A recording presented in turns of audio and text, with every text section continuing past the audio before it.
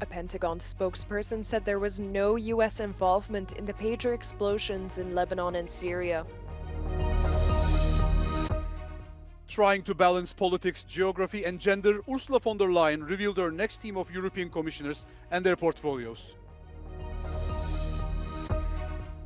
Prisons in Portugal have been placed under audit following the escape of 5 inmates.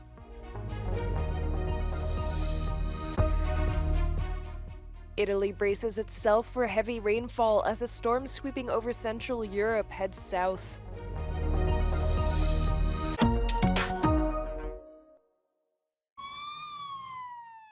A Pentagon spokesperson said there was no U.S. involvement in the pager explosions in Lebanon and Syria and said the Pentagon is monitoring the situation.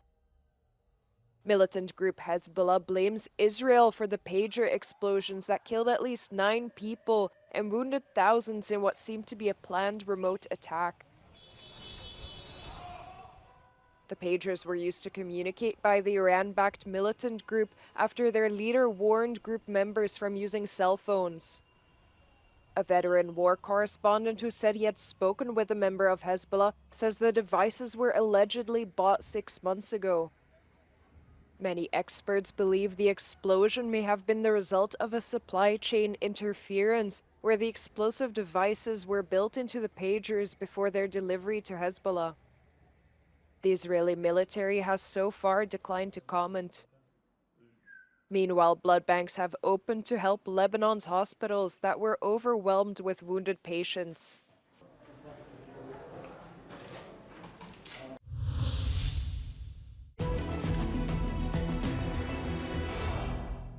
Russia has likely suffered over 610,000 casualties in killed and wounded since the beginning of its full-scale invasion, says the UK Defence Ministry in its latest intelligence update. Russian officials said that in 2023, the Defence Ministry was recruiting at a rate of 1,600 daily, but publicly cited figures this year put the rate at around 1,000 daily.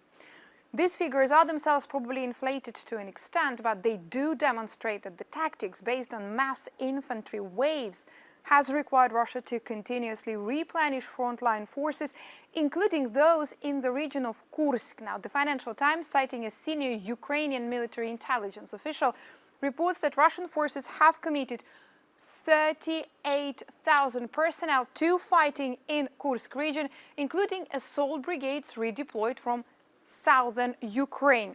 Russian forces recently recaptured territory in the Ukrainian salient, advancing northern Obuchovka, which is southeast of Korenovo. Ukrainian and Russian forces also continued to advance in Glushkovsky district amid continued fighting in the area. Ukrainian forces recently advanced south of Vysyole, which is southwest of Glushkovo, and west and north of Medvezhye. This is southeast of Vysyole, bringing them in close range with Glushkova and therefore threatening to split this pocket south of the same river into two. After weeks of consultations behind closed doors, the Commission's president announced on Tuesday the policy portfolios of her 26-strong team of commissioners. There will be 6 executive vice presidents who will deal with big umbrella portfolios. In picking these specific ones, Ursula von der Leyen ensured that her new team will have geographical as well as political representation. 2 from Socialists, Spain and Romania, 1 from EPP, Finland, 1 from ECR, Italy, and 2 from Liberals, France and Estonia. 6 executive vice presidents, 4 women, 2 men. If you look at the geographical balance, 3 are from member states that joined before the fall of the Iron Curtain. 3 are from member states that joined after Europe was reunited. From the Baltics, the Nordics, and Eastern Europe. We have ministers and prime ministers, very different backgrounds, with one common goal, and that is to make Europe stronger. One of the names that are more controversial is Raffaele Fitto from Meloni's hard-right party, who has been nominated to be Executive Vice President for Cohesion and Reforms. The 22 commissioners from the other member states complete the team. There are some new portfolios such as energy and housing, Mediterranean and defense. Last time, the topic of global warming was absolutely top. And this was the reason why I started the European Green Deal.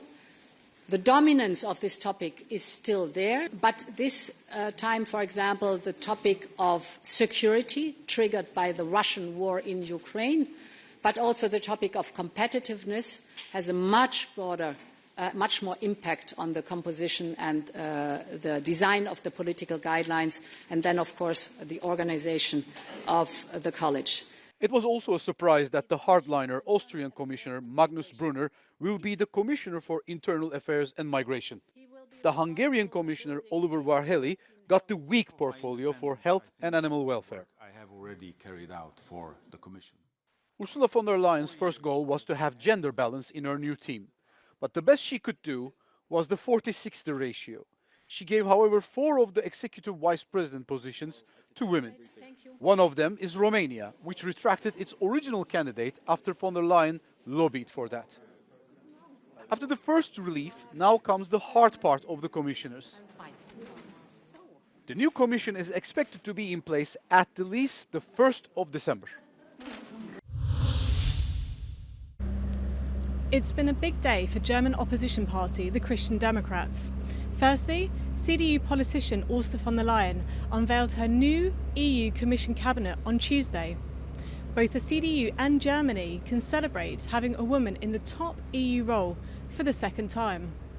Additionally, Friedrich Merz was confirmed as the CDU Chancellor candidate ahead of next year's German federal elections.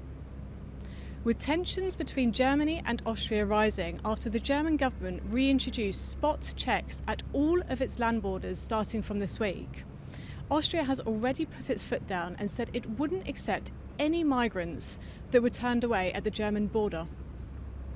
However, with Magnus Brunner being nominated for the top migrant commission job in the EU, it seems likely that Austria may use this to defend its tough stance on migration. Liv Stroud in Berlin for Euronews.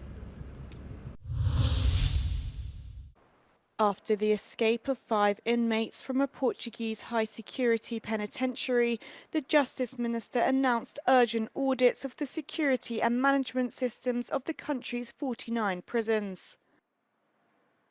Se nos tivessem ouvido, o governo anterior, nós já tínhamos este problema adiantado. Nós sabemos que não há segurança nas cadeias portuguesas, em nenhuma cadeia. One of the flaws in security is the deactivation of the watchtowers, which were replaced by a video surveillance system due to lack of personnel. These towers not only observed the prisoners, but also detected any strange movement outside the prison. A periferia tem que ser garantida por matéria humana. Não há volta a dar. O ser humano tem que estar ali a controlar. E as torres a nível nacional estão quase todas desativadas, porque não há guardas para trabalhar dentro das cadeias. Onde é que se vai buscar? Às torres, ativa-se a torre e mete-se o guarda dentro da cadeia. Prison guards have also complained about being assigned multiple responsibilities for which they have not been trained. Não há guardas, não há viaturas, não há, as infraestruturas estão degradadas, o sistema prisional está obsoleto. Nós continuamos a dizer que não podemos, é o único país da Europa que juntou a parte punitiva com a reinserção. Nós não podemos juntar uma força de segurança com a reinserção, porque nós somos guardas prisionais, a nossa profissão é garantir a segurança dos estabelecimentos prisionais e não reinserir os presos na sociedade. A este problema acresce ainda a sobrelotação das prisões. Dados de 2023 mostram que a ocupação está acima de 90% e já considerada de alto risco. Acima do limite estão 24 estabelecimentos prisionais, entre os quais o do Porto. Joana Mourão Carvalho, para a Euronews, em Lisboa. As Storm Boris moves south, Hungary remains on high alert. The mayor of Budapest warned residents the capital could face the biggest flood of the decade, with the Danube water levels expected to crest at 8.5 meters near the city. But a local water management authority said the water levels will be 30 to 50 centimeters lower than in 2013. The floods are expected to impact 540 kilometers along Hungary's rivers. Hungarian Prime Minister Viktor Orban approved the opening of an emergency reservoir along the river Litha, which will hold some of the excess water. Preventative measures such as traffic restrictions were imposed along a handful of Danube settlements. International train services between Hungary and Czech Republic, Poland, and Germany will also be affected. It usually takes 5 to 8 days for water levels to decrease on the Danube, but this time it may take longer for water to go down. Italy braces itself for heavy rainfall as a storm sweeping over Central Europe is heading south. At least 21 people have died as a result of flooding in Poland, the Czech Republic, Austria, and Romania. The threat of flooding in the Czech Republic is gradually decreasing, but South Bohemia is still at risk. The country's number of flood sites reduced from over 200 to just over 130. Also in Poland, the storm left a trail of devastation. Local residents and emergency response teams joined efforts to secure rivers in some areas and bring water and food to evacuated people in others. The enormous extent of the damage can be seen on aerial images of Austrian villages bordering the Danube River. Entire villages in the area are underwater and many people were forced to evacuate. Hungary fears for a similar scenario and worries that the Danube River will spill over its banks in the country's capital. The mayor of Budapest warned that the city might face the worst floods it's seen in a decade.